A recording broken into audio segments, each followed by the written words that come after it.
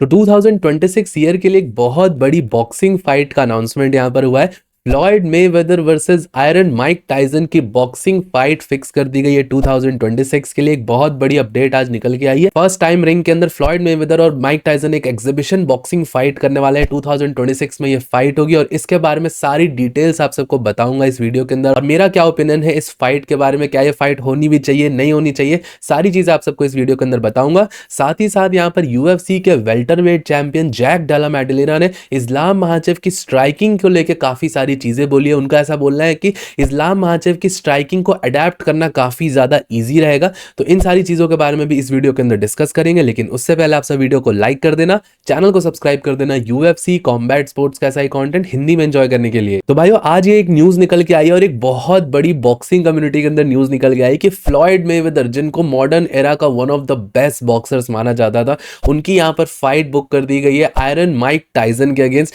Iron Mike Tyson versus Floyd Mayweather की एक boxing fight होगी 2026 में, और ये अपने आप में एक बहुत बड़ी बॉक्सिंग फाइट होने वाली है। अब हम सबको भी पता है भाई, 80s और 90s में कितना ज्यादा डोमिनेट करा था माइक टाइसन ने, और उसके बाद फिर फ्लॉयड मेवेदर का एरा आया था यहाँ पर बॉक्सिंग के अंदर। उन्होंने अनडिफीटेड रह गया, आज तक उनको कोई भी नहीं हरा पाया है बॉक्सिंग रिंग के अंदर। और ये बेसिकली हम सब ऐसे स्कूल में, कॉलेजेस में, ये हमारी एक डिस्कशन टॉपिक हो गया था बहुत ज्यादा ऐसे दोस्तों के बीच में कि अगर माइक टाइसन की फाइट होगी और फ्लॉयड मेवेदर की फाइट होती तो कौन जीतता, कौन ज्यादा बेटर होता। और हजारों सैकड़ों वीडियोस और डिस्कशंस ऑलरेडी बहुत बार हो चुकी है इस बारे में, Floyd Mayweather versus Mike Tyson, क्योंकि ये दोनों बॉक्सर्स एक तो अलग वेट क्लास में थे और दोनों अपने अपने डिफरेंट एरा के बॉक्सर्स थे, और इसलिए इनकी फाइट कभी ऐसा हो नहीं पाई थी रियलिटी में। बट इस टाइम पर लोगों ने इस चीज को, और बॉक्सिंग के प्रोमोटर्स ने इस चीज को एक रियलिटी बना दी है, Mike Tyson versus Floyd Mayweather की बॉक्सिंग फाइट बुक करके। बट भाइयों, आप सब यहाँ पर ज्यादा एक्साइटेड मत हो, क्योंकि यहाँ पर जो ये फाइट होने वाली है ये एक एग्जीबिशन बॉक्सिंग फाइट है। और एग्जीबिशन बॉक्सिंग फाइट बेसिकली दो फाइटर्स ऐसे ही आपस में स्पारिंग मैच समझ सकते हो,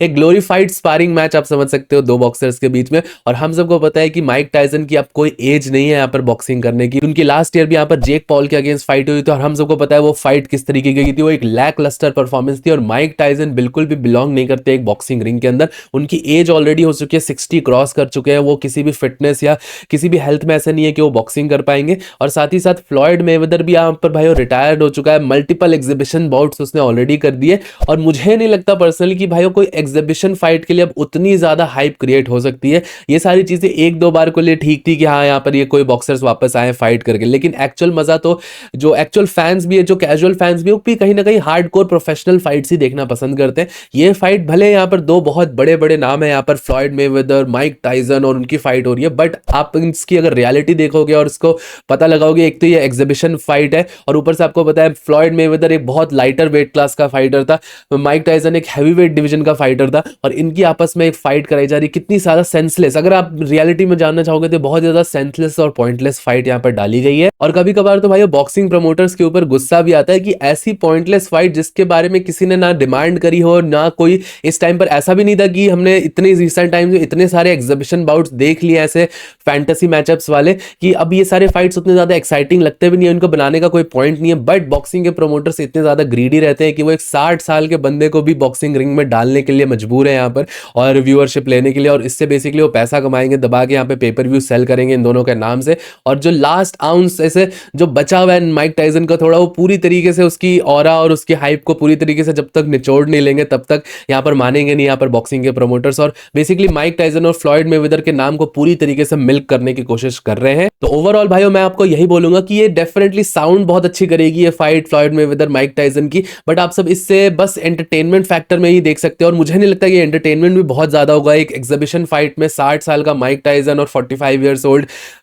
फ्लॉयड मेवेदर कितना ज्यादा ही एंटरटेन कर देंगे मुझे नहीं पता। तो आप बस यहाँ पर इसको बस इनके नाम के लिए और इनको बस फाइट करते हुए देख सकते हो। बाकी यहाँ पर पैसे के हिसाब से इनको यहाँ पर बेनिफिट मिल सकता है। माइक टाइसन जो फाइनेंशियल स्ट्रगल से जा रहे हैं उनके लिए उनको यहाँ पर पेमेंट अच्छी खासी मिल सकती है, बट ओवरऑल ये बहुत ही ज्यादा पॉइंटलेस फाइट लगती है मुझे तो भाइयों अब ये सारी पॉइंटलेस बॉक्सिंग फाइट्स के बारे में यहाँ पर बाद में बात करेंगे। अब यहाँ पर बात करते हैं जो इस साल की सबसे बड़ी प्रोक्लेम्ड फाइट है यूएफसी के अंदर होने वाली है नवंबर के अंदर, वो है जैक डेला मेडलेना वर्सेस इस्लाम महाचेव की वेल्टरवेट टाइटल फाइट। और इस फाइट से रिगार्डिंग जैक डेला मेडलेना जो कि वेल्टरवेट चैंपियन है, उन्होंने एक बहुत इंटरेस्टिंग स्टेटमेंट दिया जो कि मैं आप सबके साथ डिस्कस करना चाहता था। उनका बेसिकली ऐसा कहना है, और बेसिकली इस फाइट के अकॉर्डिंग ऐसा यहाँ पर नैरेटिव ये चल रहा है, जैक डेला मेडलेना एक स्ट्राइकर है और इस्लाम महाचेव एक रेसलिंग बेस्ड फाइटर है, तो जैक डेला मेडलेना की स्ट्राइकिंग बहुत सुपीरियर होने वाली है। और इसी के रिगार्डिंग उन्होंने ऐसा क्वेश्चन पूछा था कि इस्लाम महाचेव की भी अपने आप में स्ट्राइकिंग मानी जाती है, इस्लाम महाचेव ने लाइट वेट डिवीजन में काफी सारे बंदों को नॉकआउट फिनिश वगैरह भी कर रखा है। तो जैक डेला मेडलेना से क्वेश्चन पूछा गया कि वो इस्लाम महाचेव की स्ट्राइकिंग को कैसे काउंटर करेंगे। सब लोग क्वेश्चन यहाँ पे पूछ रहे हैं कि रेसलिंग कैसे काउंटर होगी, दिस दैट राजस्थानी रेसलिंग है,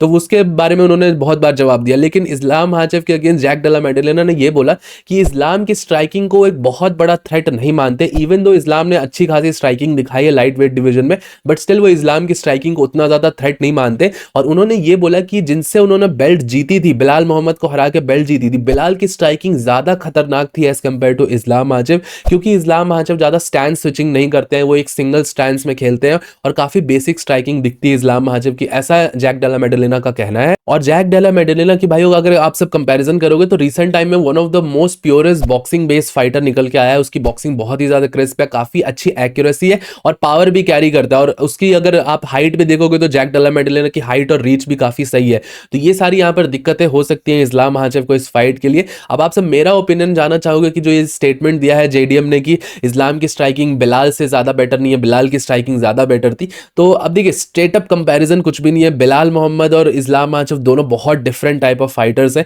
और बिलाल मोहम्मद की एक बहुत बड़ी गलती मानी जा रही है कि जब उसने यहाँ पर जैक डेला मेडलेना से फाइट करा तो उसने अपना गेम प्लान अपना बहुत अच्छी तरीके से इंप्लाई नहीं करा और कहीं ना कहीं सिर्फ स्ट्राइकिंग करने गया और अपने हैंड्स पे ज्यादा भरोसा दिखाया एज कंपेयर टू अपने ग्राउंड गेम, और उसने मिक्सअप नहीं करी चीजें और ऑब्वियसली सिर्फ स्ट्राइकिंग और फिस्ट फाइटिंग करने गया वो जैक डेला मेडलेना से, इसलिए इतनी बुरी तरीके से उसको यहाँ पर डैमेज मिला फाइट के अंदर। लेकिन यहाँ पर भाइयों हम सबको पता है कि इस्लाम महाचेव ये गलती नहीं करने वाले, और मैंने मल्टीपल टाइम्स आप सबको ये बताया कि भले स्ट्रेट अप स्ट्राइकिंग इस्लाम महाचेव की उतनी टेक्निकल नहीं होगी जैक डेला मेडलेना जैसी, लेकिन उनकी स्ट्राइकिंग इफेक्टिव तब निकल के आएगी जब वो गेम को मिक्स करेंगे, जब वो टेकडाउन्स वगैरह को लेंगे। तो स्ट्राइकर की जो यहाँ पर सबकॉन्शियस माइंड होता है वो टेकडाउन डिफेंस में भी बिजी हो जाता है, हैंड्स नीचे करने पड़ते हैं और इसलिए उसकी स्ट्राइकिंग डिटेरियोरेट करती है और उनकी इफेक्टिवनेस स्ट्राइकिंग की कम हो जाती है स्ट्राइकर्स की, जब रेसलर्स अपना ग्राउंड गेम मिक्स करते हैं और उसी टाइम पे वो शॉट्स भी लैंड करते हैं स्ट्राइकर्स के ऊपर। आपने देखा होगा इसका एक बहुत प्राइम एग्जांपल है जब कॉनर वर्सेस हबीब की फाइट थी, तो राउंड 3 या राउंड 2 में जो नॉकडाउन निकल के आया था आप सब देख सकते हो, उसमें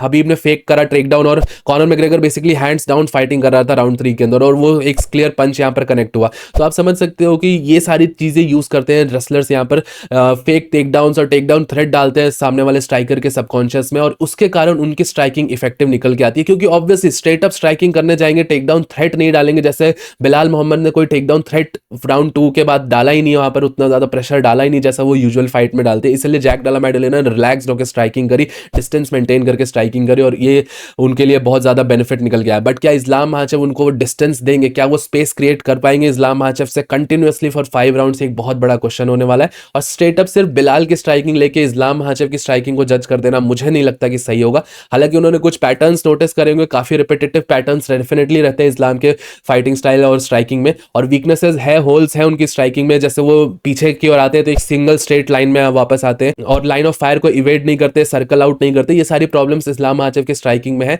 जो कि उनको फिक्स करनी पड़ेगी, और साथ ही साथ टेक डाउन वाला गेम प्लान हमेशा लेके रखना पड़ेगा, गेम को मिक्स करते रहना पड़ेगा फाइट के अंदर, तभी वो इनकी स्ट्राइकिंग भी इफेक्टिव निकल के आएगी। बाकी भाइयों इस फाइट के लिए मेरी एक्साइटमेंट ऑलरेडी बहुत ज्यादा बढ़ चुकी है, जैसे जैसे ये फाइट क्लोज आ रही है मैं डेली 1-2 बार तो ये थॉट्स जरूर डालता हूं अपने दिमाग में कि क्या जेडीएम यहाँ पे टेक डाउन डिफेंड कर पाएगा, क्या इस्लाम महाचेव हमजा चिमाएव जैसा डोमिनेट तो नहीं कर देगा जैसे हमजा चिमाएव ने ड्रीकस डुप्लेसिस को डोमिनेट कर रहा था, क्या इस्लाम यहाँ पर जेडीएम को सिमिलर तरीके से डोमिनेट कर देंगे, ऐसे थॉट्स भी आते हैं। आप सबके क्या थॉट्स है इस फाइट के रिगार्डिंग मुझे नीचे कमेंट सेक्शन में जरूर बताइएगा। टिल देन वीडियो पसंद आया होगा तो प्लीज वीडियो को लाइक, चैनल को सब्सक्राइब कर दीजिएगा। मिलता हूं आप सबको नेक्स्ट वीडियो में अगले अपडेट के साथ। Bye bye.